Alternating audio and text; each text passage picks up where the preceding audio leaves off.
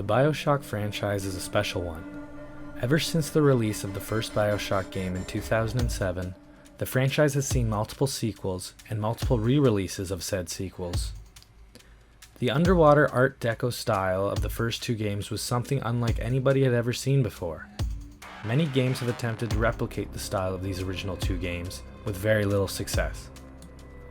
However, by the time BioShock Infinite, the third installment in the series developed by Irrational Games, had released in 2013, many players felt as though their time in the underwater city of Rapture was over.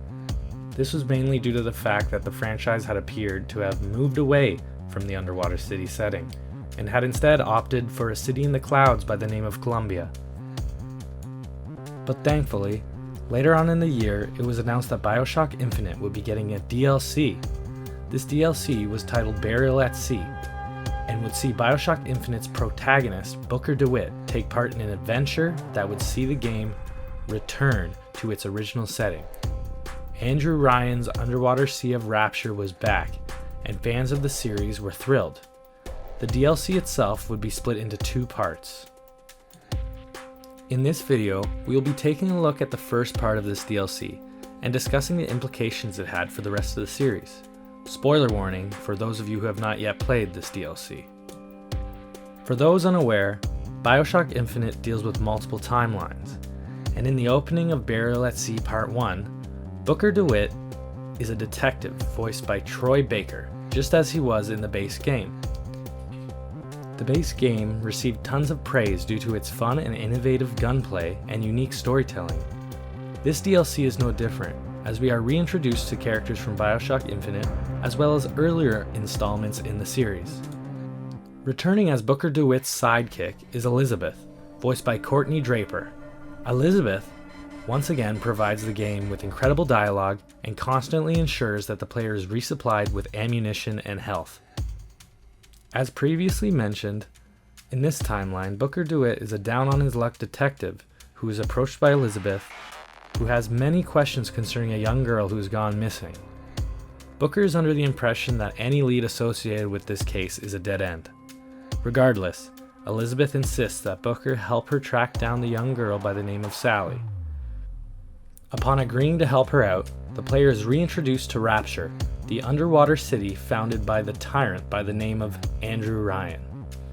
Fans of the series are well aware of the cynical views upon which Ryan initially built Rapture. Ryan marketed Rapture as a city where anybody can earn their keep via the sweat of their own brow.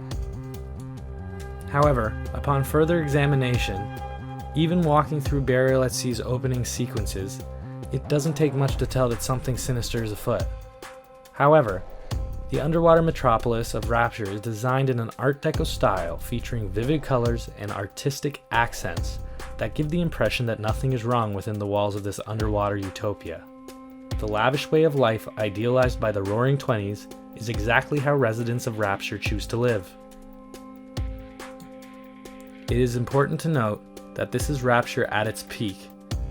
With the DLC taking place in 1958, we see a glimpse of Rapture before its inevitable downfall. The player's first task as Booker DeWitt is to obtain a sought-after invitation to a party hosted by none other than Sander Cohen. Fans of the franchise will recognize Cohen from the first game of the series. Upon retrieving the invitation and arriving at the party, Cohen teases both Elizabeth and Booker, suggesting that he can provide them with a lead on the whereabouts of Sally. However, he will only divulge this information if Elizabeth and Booker agree to dance for him so that he may complete his masterpiece. Upon failing to perform to Cohen's high standards, Elizabeth and Booker are sedated and sent deeper into the depths of the ocean.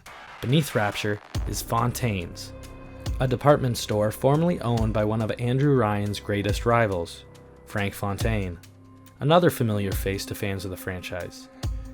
It is clear early on in the DLC that the team at Irrational Games aimed to take full advantage of the nostalgia associated with this unique setting. Whereas some studios use nostalgia as a cheap ploy to lure loyal consumers into taking part in a half-baked experience that pales in comparison to the original, Irrational Games does an incredible job of ensuring that the nostalgia taken from the original games of the past only serve as a complement to the already interesting gameplay and storyline. These nostalgic moments can even be elaborated upon through the numerous audio recordings found throughout Rapture. These recordings are capable of giving deeper meaning to the game's characters and can provide the player with an in-depth history of Rapture, more specifically, the heinous events that have transpired within the underwater utopia. Observation number 17 regarding unknown phenomena. Phenomena presents is odd shimmer through which is observed what? Men in strange hats, women in large dresses, buildings that float. Is phenomena window to other space? Other time? What was it Einstein said? The only reason for time is so not everything happen at once. Upon arriving at Fontaine's, the player is informed that the missing girl can be found in the housewares section of the department store. However, upon further investigation, it appears as though the pathway Booker and Elizabeth need to take to get to the housewares section has been destroyed by a water leak. Booker and Elizabeth then hatch a plan to freeze said water leak through the use of a plasmid capable of freezing water by the name of Old Man Winter. Plasmids, for those of you that don't know, grant the user specific powers through an injection that rewrites the user's genetic code. The enemies found throughout the game are named splicers, and these individuals abuse plasmids to the point that they experience a loss of sanity. These plasmids are once again utilized in Burial at Sea, much like they have been used throughout the series. The use of plasmids accompanied with the fun gunplay found throughout the game encourages the player to make use of many different combinations in order to fend off any enemies they might encounter during their time in Rapture. Guns found throughout the game obviously use ammo, while plasmids run on a substance called Eve, both of which can be purchased from vending machines found throughout Rapture. These vending machines are pulled directly from the first BioShock game. The artistic style of the Circus of Value and El Amo Bandito deliver vibrant, upbeat visuals and catchphrases that creepily stand out in the otherwise deserted rooms found throughout Rapture. Welcome to the Circus of Value! No refund, no return! The bulk of Burial at Sea Part 1 is spent attempting to obtain the plasmid capable of freezing the water leak and creating a pathway to housewares, where Sally is allegedly located. The plasmid itself is housed at an ice rink, and the game sees you encounter multiple enemy types on your way to securing said plasmid. Splicers are typically armed or unarmed, and can be dispatched relatively easily via the use of plasmids, bullets, or your melee weapon, which is a skyhook that can be used to grapple onto structures throughout the map. Burial at Sea Part 1 introduces a Frosty Splicer that yields an ice-based attack capable of dealing significant damage to the player. Naturally, the Frosty Splicer is susceptible to fire-based plasmids like Devil's Kiss. Upon receiving Old Man Winter, Booker and Elizabeth can finally make their way to housewares, where they encounter what they think might be Sally before she escapes through one of the many vents seen throughout Rapture. The vents are typically utilized by Little Sisters, a genetically mutated child found throughout Rapture whose goal is to siphon the deceased in order to reclaim the powerful genetic materials they might leave behind. Little Sisters, atom factories. It's grotesque. Red means stop, green means go. This is the rule all little Compromise? girls know. Is that why we came to Rapture? Seeing how close they are to finding Sally, Booker and Elizabeth hatch another plan, but this time they plan on closing all the vents in close proximity to Sally in order to force her out of a specific vent. In order to do this, the pair fight their way through the remainder of the department store, closing vents along the way. Upon reaching the final vent, Sally is nowhere to be found. Elizabeth then suggests turning up the heat within the ventilation system in an attempt to force Sally out of the desired vent. Booker is initially appalled by this idea, but eventually relents and Sally is forced to appear at the top of the final vent. It is at this point that we are introduced to the fact that Sally has become one of the genetically mutated little sisters, and is nearly unrecognizable when compared to the picture Booker has been using to track her down.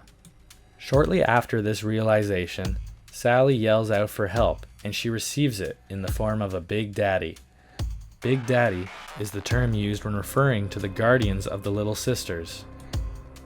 These are behemoth-like enemies who are genetically enhanced humans underneath their armored diving suits. The model that the player encounters makes use of an extendable drill, dealing massive damage to the player.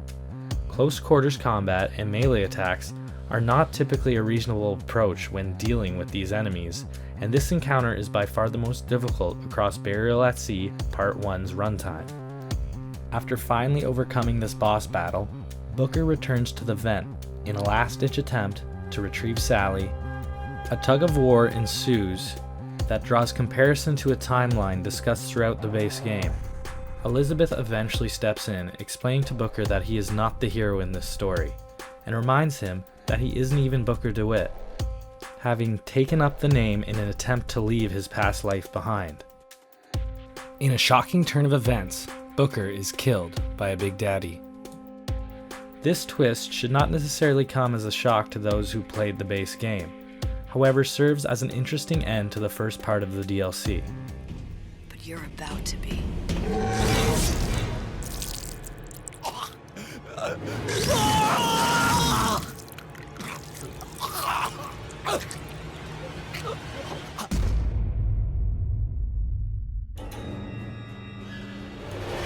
As previously mentioned, the first part of this DLC serves up everything fans of this series could want, and makes good use of the reoccurring characters used throughout. The ominous tones often found throughout the series are just as present as they ever have been in this DLC. The eerie presence of splicers lurking around each corner of Rapture manages to keep the player on their toes, and ensures that they are always stocked up on Eve and ammunition. The story itself is rich with mystery that only grows as Part 1 draws to a conclusion. By the end of Part 1, players are left with more questions than answers, and by no means is this a bad thing, as it is clear that the story is headed in a unique direction we have not seen before. Needless to say, so long as the setting of Rapture remains the star of this story, the unique characters and twists featured throughout BioShock's history are sure to leave players satisfied and encourage them to dig deeper into the game's lore. If you are a fan of the BioShock series, you will almost certainly find something to enjoy about the first installment of Burial at Sea. Thank you so much for watching. Be sure to leave a like and feel free to subscribe. Also leave a comment down below letting me know what you'd like to see covered next on the channel. Have a great day.